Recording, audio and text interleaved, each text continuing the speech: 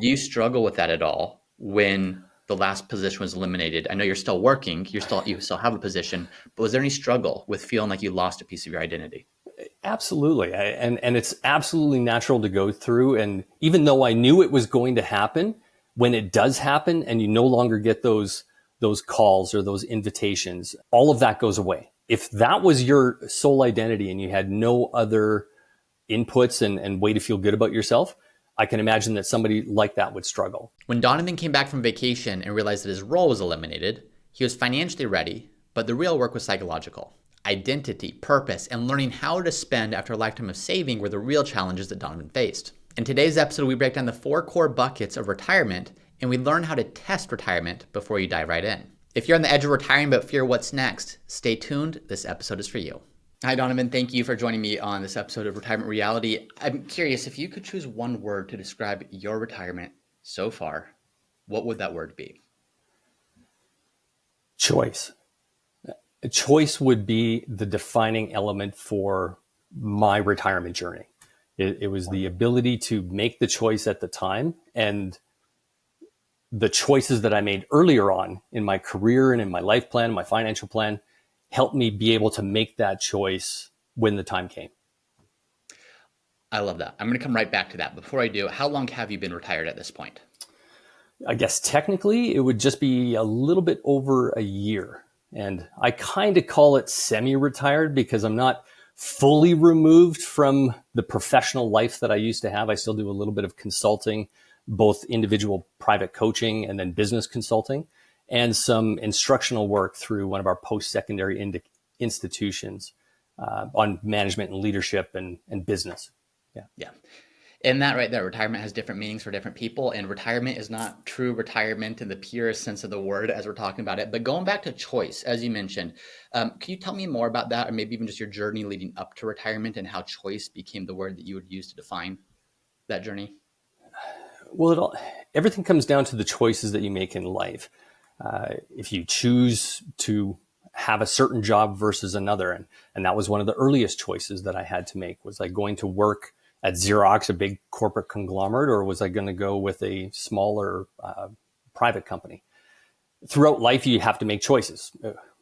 One of the most significant, both from a financial perspective and a life perspective, is who do you choose to marry? That can have a huge impact. Then choices about your finances. Do you choose to save your money or spend your money? Do you choose to buy a bigger house or a vacation property? Do you choose a vacation property or multiple vacations?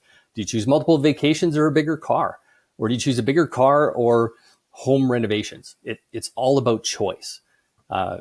Those choices have consequences, so you have to understand the implication of the choices that you make.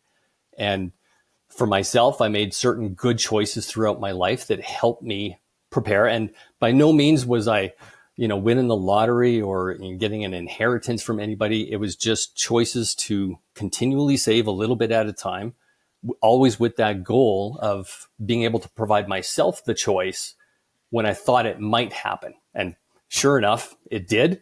And I was able to make the choice to retire, or at least try retirement for a bit. Mm-hmm. Mm-hmm.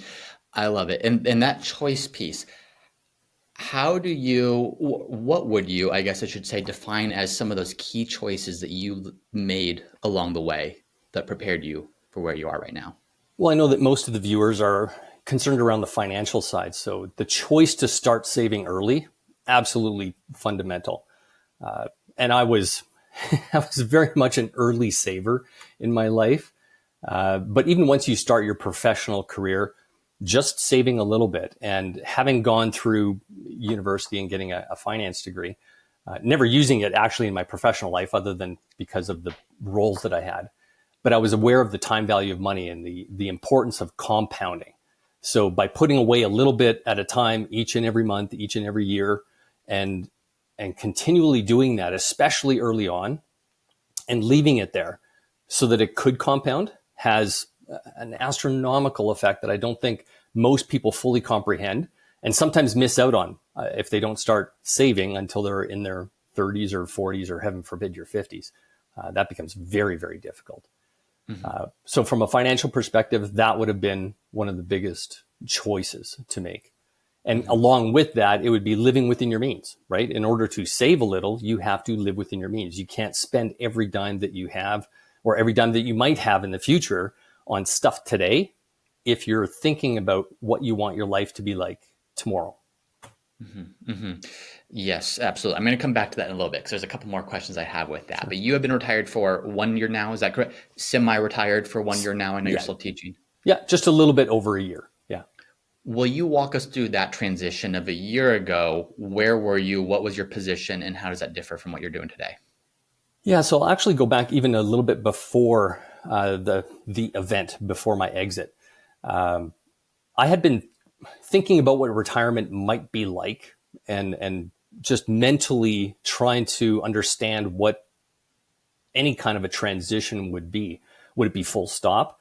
And I knew that at that point in my life, I was 55 at the time, that a full stop was probably not going to be for me. I've always had fairly intense jobs that require more than your standard work week, and a lot of emotional and physical investment in time.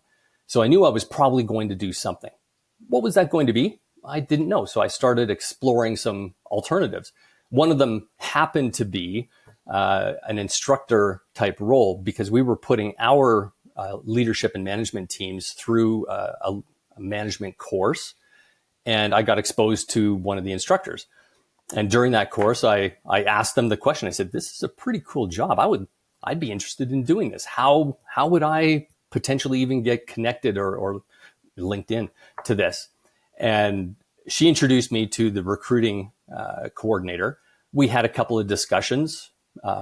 Sounded interesting. I wasn't ready yet because I had a full-time job. Then I went on vacation to Europe with the family, came back, and on that Monday, when I was coming back to work, I was fully prepared to come in and start talking about the next quarter and our plans and what we were going to do and how I might be able to leverage this instructional element to help our business. And it was at that point on the Monday morning, I was exited. So it was like, wow, okay, well, now I have a whole bunch of choices I can make. Do I choose to go pursue another job? Do I choose to sign on with this institution and do some teaching and coaching? So I had been thinking about it prior to that, and this was an ideal opportunity. I was at a financial point in my life where I could make that choice. And so I thought, well, when am I ever going to have this opportunity again? So I agreed to sign on with the education institution and start the instruction training and get certified to do all the things I needed to do there. That took way longer than I thought. That was like a 6-7 month journey. Academia is very different than the corporate world. But through that time, it gave me the opportunity to just reflect on what I wanted, what was important, and really kind of experience that retirement phase while still having a toe in for what might be a potential future career, or as I call it, an encore career. Mm-hmm. And I made the decision to sign on, and then I started doing a little bit of consulting on the side, probably the total equivalent of a day a week, 3, 4, 5 days a month kind of a thing. So it really was almost all retirement versus, any kind of a regular part-time or consulting type job.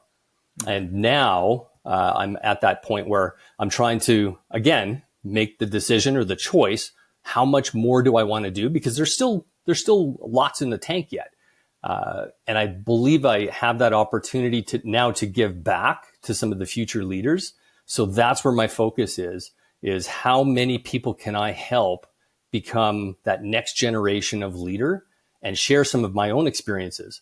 So whether that's through individual consulting, through the teaching aspect, or potentially public speaking, I'm going to be evaluating those different choices that I can make.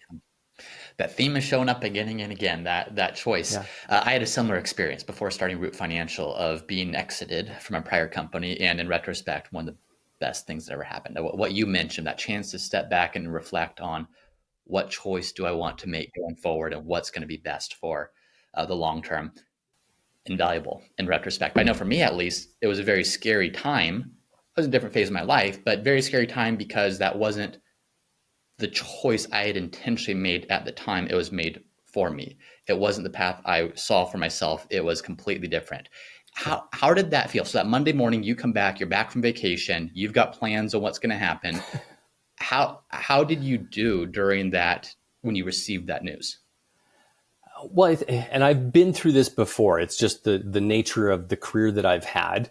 And it was actually one of the things we had a whiteboard in the office where we would write down quotes, inspirational quotes, and some funny, silly quotes.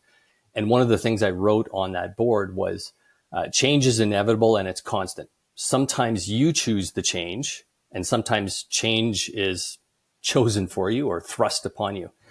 We all have then the choice of how we're going to deal with that change. So when I was exited on that Monday morning, I have the choice of how I'm going to react. I chose to look at it as an opportunity because I had been through this before. So I knew that I was financially okay. That was not going to be a problem. It's not like I got a great big, golden handshake exit package or anything like that. That's absolutely not the case. So everything was going to be incumbent on me, having managed my finances in the past, to be able to support our future. But because I had contacts in the industry, because I had previously done some thinking about this, I was mentally and emotionally in a better place than I would have been if I had not given it any thought whatsoever and was simply hit in the face with the exit brick. And that does happen to people. And I've been on both sides of that equation where I've had to give other people the news, and it's never easy. And you always try to empathize with the person and what they're feeling. In some of the bigger organizations I was with, we had transition coordinators and we had supports for them. Within this smaller company I was previously at, there's none of that. So you're on your own. But knowing that I had been through this before and you come out okay, you have that experience. So for me, it was just a choice of, now, what do I want to do? Do I want all of this free time on my own, or do I want to continue working? And if I continue work, in what capacity and for what purpose? And for me now, it's all about doing the things that I enjoy doing the most and focusing on those and the impact I can have on others to help make them better. Because my career runway is very, very short at this particular point in time. But some of the people that I now get the opportunity to work with, they're just beginning. They're in their early 20s. They're wide-eyed. They're excited. They're in their 30s. They're just, exploring the middle management roles. Or some of them are at that point in their career where they're making big investments in small businesses and they want that experience about how do you navigate this whole startup world. And I'm excited about being able to help on that end of it, but not full time. I'm probably going to do that, a day or 2, 3 days a week kind of a thing. It depends on the engagement. If it interests me and excites me, then I'll choose to do it. Yeah. So there was a level when you were exited, it was not you being caught flat-footed of, oh my goodness, what the heck is next? It sounds like there had been some level of intention of, what do I want my future to look like? What is next for me, regardless of that happening? How much of life right now looks like what you thought it might look like a couple of years ago, not necessarily in the time frame, but what you thought you'd be doing after that position? Remarkably, it's quite similar to what I had envisioned. A little bit different, like the instructional piece is taking longer to get going to the degree that I thought it would. But that's simply my not knowing the world of academia and how long it takes to go through certain certifications and programs that they have. But the rest of life has pretty much laid out the way that I had anticipated, in part because I had a lot of opportunity to discuss it with friends who've been through it before. And that's one of the recommendations I make to anybody thinking about this, is to speak with others who are either at a similar position to you or are slightly ahead of you in that life plan, that life path, and see what they went through. One of the questions I used to ask a couple of my golf buddies and a few others is, what would you tell your 5-year or 10-year younger self? What advice would you give you? And if there's anything, what would you change so that you could tell your 5-year, 10-year younger self to go and do this better? And their insights were very helpful. So that helped me mentally prepare and get ready just in case, because, you never know what's going to happen in life. So what were those insights, Donovan? There were probably 3 real big ones. One that I remember very well was around health. a number of people that I spoke to mentioned that they would have taken better care of their bodies because at 60, 65, things just, they start breaking down a lot faster, and it takes longer to recover than it ever did before. So that's one thing. I've always been healthy. I've always exercised. So I thought I kind of had that one covered off. But someone gave me some advice. They said, you like to do these Spartan races and things like that. Maybe you want to dial that back, because the last thing you want to do is have something really get hurt, and then you can't do all the things that you love. And I was like, well, you know what? That's not a bad piece of advice. I don't need to, do 300 pounds on the squat rack. You know what? Dialing that back and taking it easy and respecting the body is important. So health was number one. The second one was around your friendship circle, your relationships. And there's kind of 4 buckets that I always think of. It's finances, health, relationships, and purpose. So those 4 buckets were things that I contemplated. And the purpose one was something that was told to me by, it was a guy that I was golfing with at the time, just happened to pair up. He's 80 years old or 84 years old, still golfing, still walking, pulling his cart. And so he's obviously in good, healthy state. But my question to him was, what would you tell yourself different? And he goes, make sure that you're retiring to something, that you have something in mind as to what you want to do, whether it's a hobby or part-time volunteering or part-time work, whatever it is. Have a purpose. And for me, that's why I was always looking ahead as to, okay, well, what would I do if? And luckily I had a few options as to what to do if and when something happened, because when it did, then I was able to make that choice a little bit easier. Yeah. When I speak with people like you, Donovan, who strike me as very driven, very intentional in what you're doing, you start saving early, investing early, you do well in your career, you have high level positions. Not always, but for a lot of those types of people, that work becomes a big part of purpose or a big part of identity. Absolutely. Did you struggle with that at all when the last position was eliminated? I know you're still working, you still have a position, but was there any struggle with feeling like you lost a piece of your identity? Absolutely. And it's absolutely natural to go through. And even though I knew it was going to happen, when it does happen and you no longer get those calls or those invitations, throughout the last 20 years of my working career, I've been at a position of, leadership, and people look to you for either guidance, decision-making, whether it's clients, internal people, partners. And when you no longer are working in that kind of a role, all of that goes away. So if that was your sole identity and you had no other inputs and way to feel good about yourself, I can imagine that somebody like that would struggle. And I assume that that's why a lot of people stick in their jobs until they're 65, 70, and sometimes even beyond. Entrepreneurs, because they don't know anything else. This is all that they've done in their life, and their entire identity is wrapped up in that. I've been through a number of different organizations. So for me, my identity was never about a particular job. It was about the role that I played in that job and the influence I had on other people. But when that goes away, you at some point in time, you're going to miss it. Your ego takes a hit. And I had a friend who was the president of a fairly large company. And when he stepped away from that role, it was something that he struggled with. It was something that he mentioned that, he's not done. He needs to do one more thing, just one more thing. And I suppose that's a natural reaction. It's then a question of how do you find that next purpose that's going to give you that both emotional and, let's be honest, a little bit of an ego pat on the back for, hey, yeah, you're still valuable. You still matter to people. Mm-hmm. How have you filled that? I know you're teaching now. I know you're still doing things, even looking at on LinkedIn. There's a lot that you're doing, just coaching the world, so to speak, not even just one-on-one. Yeah. What have you done to fill that purpose piece? Well, it does change. So again, it's not now specifically, 10 people in a company or 20 people or 100 people in a company.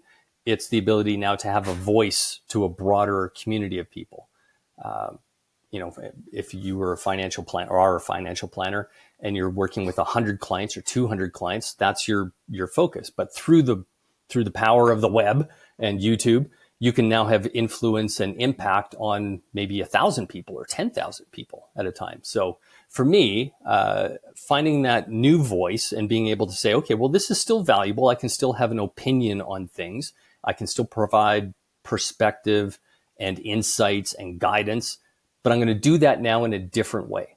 So I may do it through a little bit of instruction, through some coaching and some business consulting. Maybe in the future, I'll do it through some professional public speaking.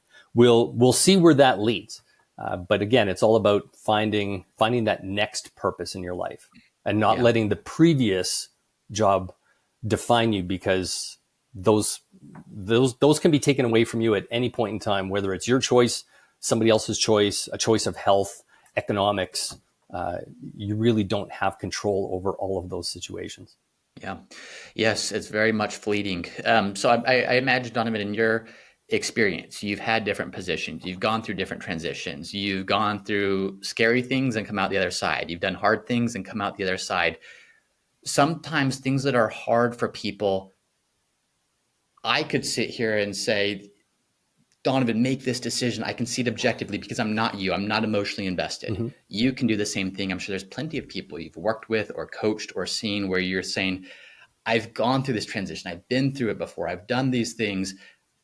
Are there people you can think of, without naming names, but are there people that you can think of that are stuck in this hamster wheel of I can't step away from work because I'll lose my purpose, or I can't step away because I don't know how to make the next choice?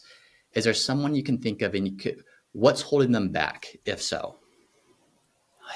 For each individual, I'm sure it's a little bit personal, and sometimes people may not even know. They just, fear is one of the biggest things. Fear of the unknown is one of the biggest fears that people can have, next to public speaking. The fear of, will I have enough money, enough to do to fill my time? And there are a few people that I know that for them, that's probably a significant fear or apprehension, barrier, challenge, whatever you want to call it. How they deal with it and how they overcome it, sometimes you just have to take the leap. And it's one of the things that I've talked about in the past when doing some coaching is sometimes you just have to take a shot.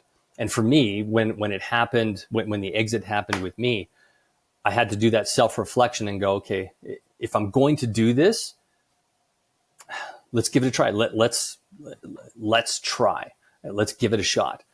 For those other people, they may need much more reassurance or guidance through that.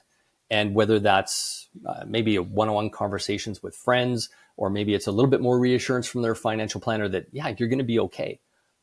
I had to do that myself. I had to go and make sure and run the numbers 10 different ways to make sure that we were going to be okay if we did it this way.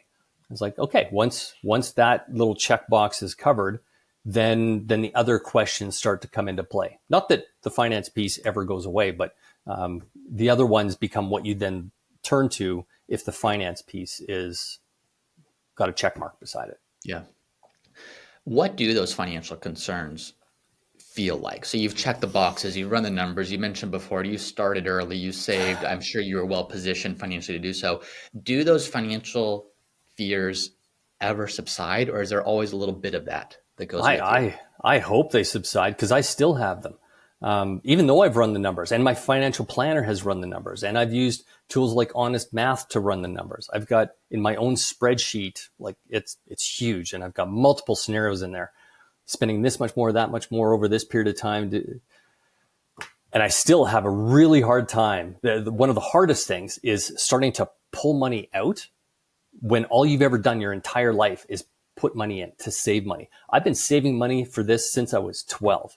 I've been calculating compound interest on GICs when I was 12. How much am I going to have here, and here? Be able to buy a house. Then the house goes. And now I still have a trouble being comfortable to be pulling money out. So I've had to kick myself in the butt a little bit and start withdrawing a little bit. Even though I may not necessarily need it, I'm trying to condition myself to the fact that the number in the bank account might start to go down a little bit, just to get used to it. And again, it's a very safe amount, but it's something. And I expect that as I get used to it, that number will increase as maybe my desire to, coach and teach, becomes less in 5 years or 10 years or whatever it is. It'll have to. Yeah. But then I'll at least be comfortable pulling more out over time. Well, I like the way that you framed that, of you're approaching it like it's a new skill that you're learning, because it is a new skill that you're learning, and you're starting small and then you're going to ramp up from there. Any feedback that you would offer to people who are in that same struggle or that same mindset, or do you feel like you're still figuring it out too, of just trying to learn it? I mean, I'm still trying to figure out what the right number is, and I'm very conservative by nature. So as I've done the planning, I'm looking at these first couple of years as a test, right? Okay, well, if I do X and pull out Y, where do I end up at the end of the year? Am I, a little bit equal or a little bit ahead of where I thought I might be, or where my financial planner thought I might be? And so far, so good. So year one, check, we're safe, it's good. The markets have luckily done quite well this year, so that helps. Year two, will be different than year one. We have some home renovations and some plans to upgrade some things.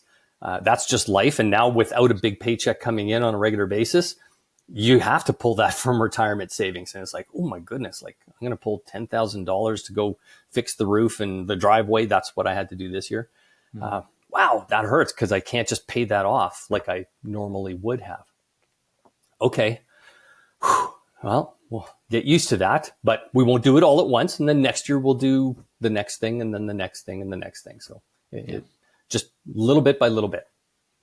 I would imagine that as you projected this out, you're making projections based on an assumed spending rate of what are we going to be spending? Yes. Do we have enough in our portfolio to support that? Relative to what you thought spending might look like, has it been pretty close? Have you spent more? Has it been less? Yeah, for me, because I had been doing a budget and revising that budget on, fixed versus variable costs, wants like a big vacation versus needs, paying the mortgage, paying, utilities and all that kind of stuff. My budget was fairly close. So in retirement, I'm quite close to what I had estimated from a budgeting perspective, with a little bit of wiggle room. And with that little bit of wiggle room, I'm using that for some of those, special house projects. I would expect that if things go the way that I plan, I probably won't be spending as much as I was when I was fully working, because we may not need, two vehicles. If there's two of us in the household and we have two vehicles and we really don't drive that many places anymore, if I'm not driving to work all the time, then maybe one of those goes away. So that expense might reduce. We've already been on a number of vacations in our lives. So that vacation budget isn't quite the same. And our daughter, who's in university, that cost will go away in a few years. So all of that will adjust over time. I'm hoping to have more wiggle room. I'm conservative. I like to have more wiggle room than just being right tight to the budget. Spend within your means. That was always the motto. Yeah. Very good. I'm going to pivot a little bit, or switch gears a little bit. A lot of people on this show, as we've asked, just what's it been like? I was sharing with you before we started recording that the journey to retirement so often starts with understanding, what's my number? How much do I need to save? Where do I need to save? How much can I pull out? And then people either get close to achieving that, or they achieve that and realize, oh, there's a completely different side of this, the psychological side, the emotional side. And sometimes when people aren't prepared for that, people have shared challenges with depression. People have shared challenges with loneliness. People have shared challenges with all kinds of things they just weren't prepared for. Have there been any unexpected challenges that you faced either on the journey to retirement or even in quote unquote partial retirement? Unexpected. Or expected. Yeah. I mean, the expected ones were the difficulty around, going from a saver to a spender.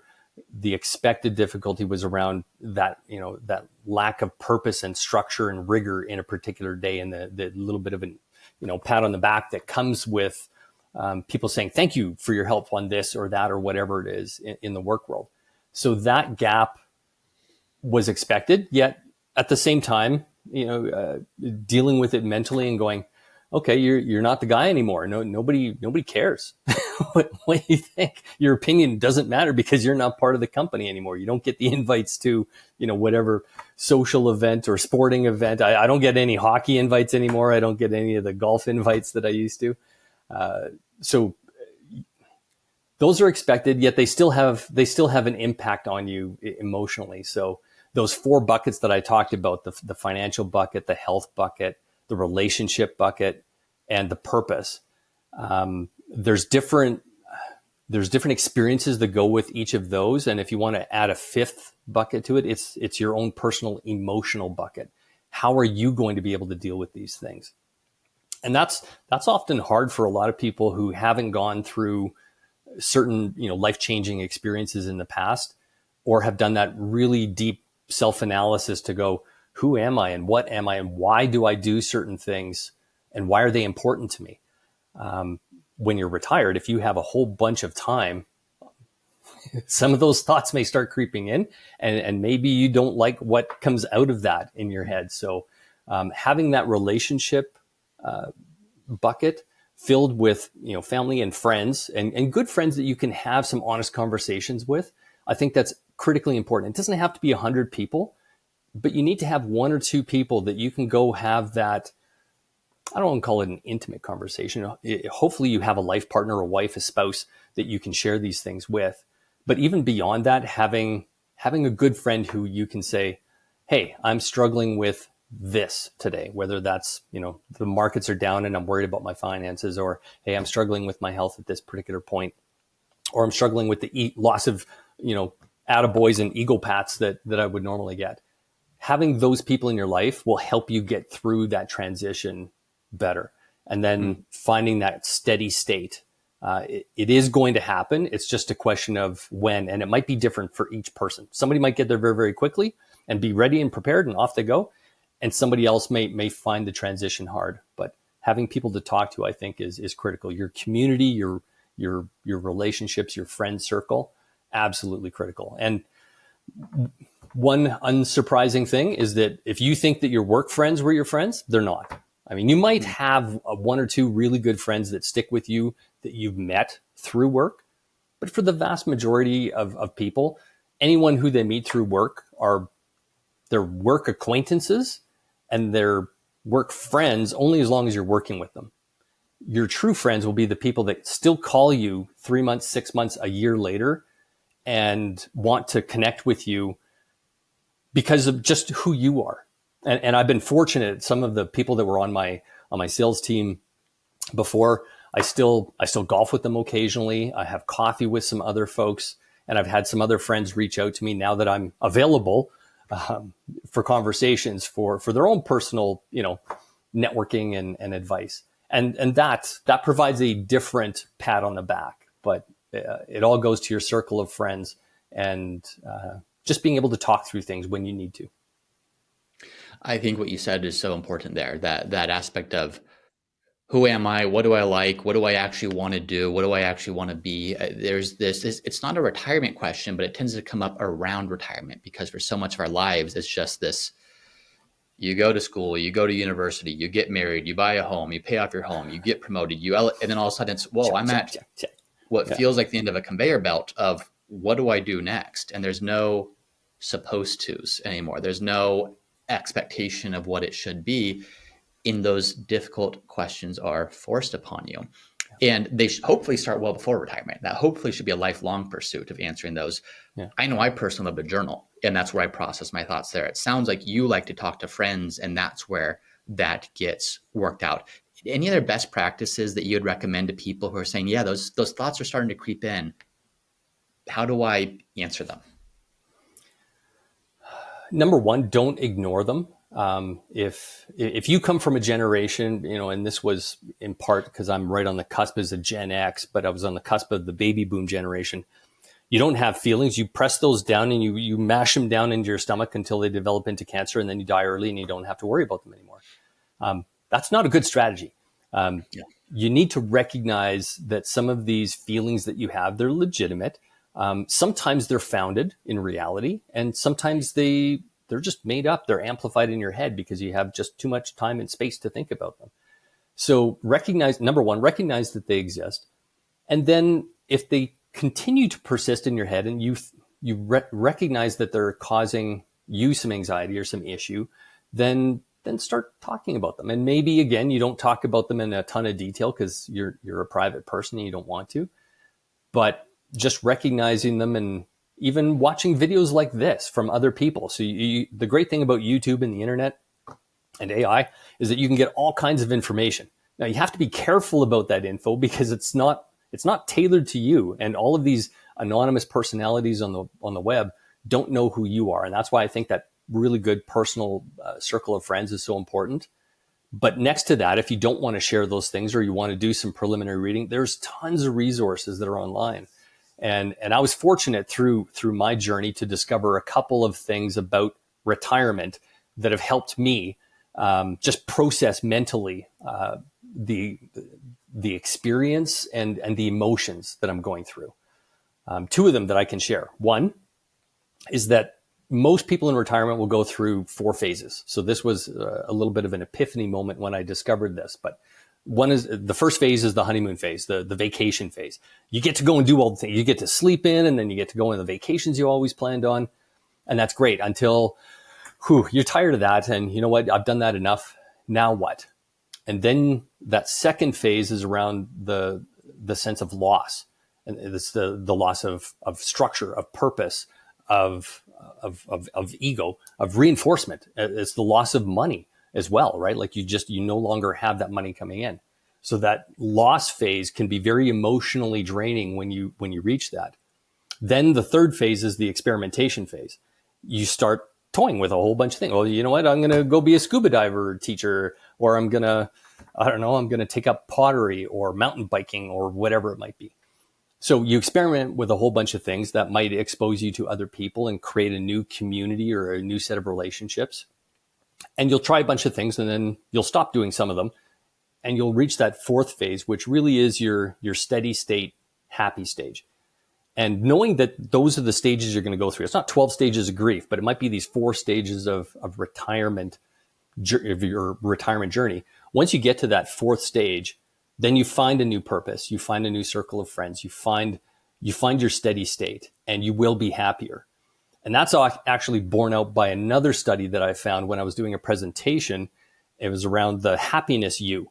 You are most happy when you're in your early teens, the 18 to 24-year-old age, because you're probably still in school. You're in the early stages of your job. You spend most of your time with your friends. It's awesome. Then you get into work and the happiness level actually dips. It's statistically proven. They've done thousands and thousands of studies on this. It doesn't dip a ton, but it dips. It noticeably goes down from your 30s through to about late 40s, 50s. And people go, well, why is that? And it's like, is that because you start having kids and you start working? Well, in part, it's just you get tugged in so many different directions and you want so many things. Once you get into that later stage of your career, the third act, the later stages like 45, 50, you've either reached a level of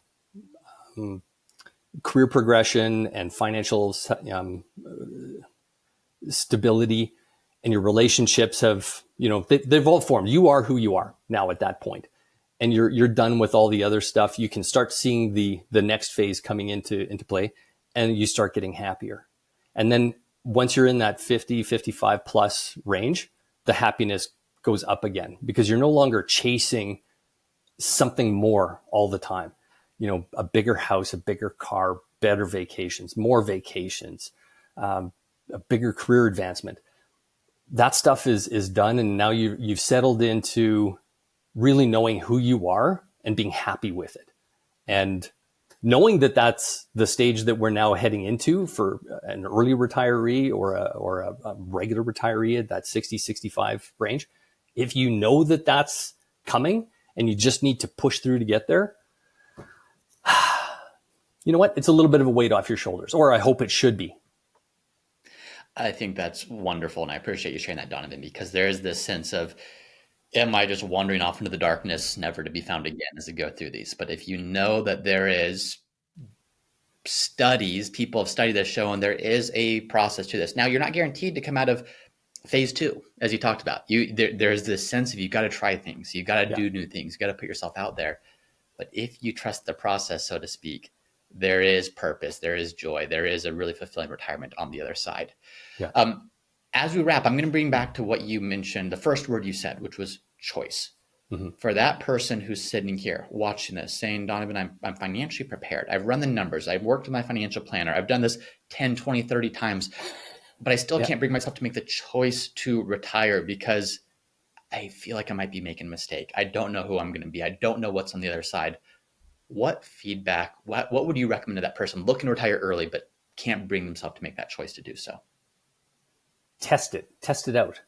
That was my original plan. My original plan was to have a full-time role that I was doing previously, but start testing out that speaking and teaching aspect, on a really limited basis, like maybe once a month kind of a thing. If I'd had that as my transition, I mean, that would have been my ideal. For people who can make a choice and they're in a career, they enjoy the work that they do, for the most part. I mean, no job they call it a job and not vacation for a reason. But if you enjoy the work that you do for the most part, but you have an opportunity to start having those conversations, if you trust the people, the boss that you have to work with, and trust is a huge issue. That's a whole other conversation about trust at work. But if you think that you have that ability to have a conversation and start the planning process and say, I'm looking at a change in my role, my responsibilities. Over the next year, here's what I would like. And you have to have some kind of an idea. Then I would say you start exploring that. And you might have the ability to maybe dial back some of the roles and responsibilities in your current job. Maybe you don't travel as much. And in lieu of that travel, you volunteer, because if that's what you think that you might do in retirement, now you're volunteering a little bit more, but you need to make space for the time to do that. That's not always possible, but if you can start to have those conversations and mentally think through what this might look like for you as an individual, just the mental activity or exercise of thinking it through prepares you for that next stage. And you may not be able to think through every possibility, of course. Some of it's just going to be ad hoc, but at least doing it a little bit and starting to plan, starting to have the conversations. And again, testing out a few things. I would say if you could test it out in some way, maybe it's just dialing back the work hours and you're not going to work on the weekends anymore. You're going to do your stuff on the weekends. That would be super hard for somebody who is used to putting in 80 hours a week and they're available and they're on call on the weekends, taking like whatever it is. That might be enough just to test it out, to dial back just a little bit. Because going whole hog, I had a friend who had a health issue and he was forced through the health issue. It was a major cancer scare. He had to go from full on, being a doctor 24/7, that was his job, to nothing. All he's focused on is his health at that particular point. And that can be really scary. You lose all sense of identity when you go from being the doctor to being the patient. So not everyone's going to go through that kind of an experience. So if you can test it out ahead of time, that was his feedback. He goes, I would have loved to be able to step into the retirement and start dialing back things on my terms as opposed to somebody else's terms. So take control, take ownership of it, and test it out ahead of time if you can. I like it. The choice is yours. Test it. Again, assuming there's trust, assuming there's that relationship there. Donovan, this has been very helpful. I think a lot of people will get a lot out of that. Appreciate you coming on. And you do, it looks like a lot of stuff online. If people want to see, can they follow you somewhere? Is there something that they can do to hear more of what you're up to? Yeah, I'm going to be sharing my thoughts on leadership and management, sales, business, just through LinkedIn. That's kind of my chosen platform. Maybe one day I'll start a YouTube channel, like some other people that have been successful doing that. I don't know. That might be one of the new challenges and choices that I make. But check me out on LinkedIn and connect with me there, or connect to my page called The Good Capitalist. That's where I'll be kind of putting more of my thoughts, ideas, and insights for people to learn from. Love it. Donovan Volk, The Good Capitalist. Find him on LinkedIn. Donovan, thank you for joining me for this episode of Retirement Reality. It's been my pleasure. Thank you.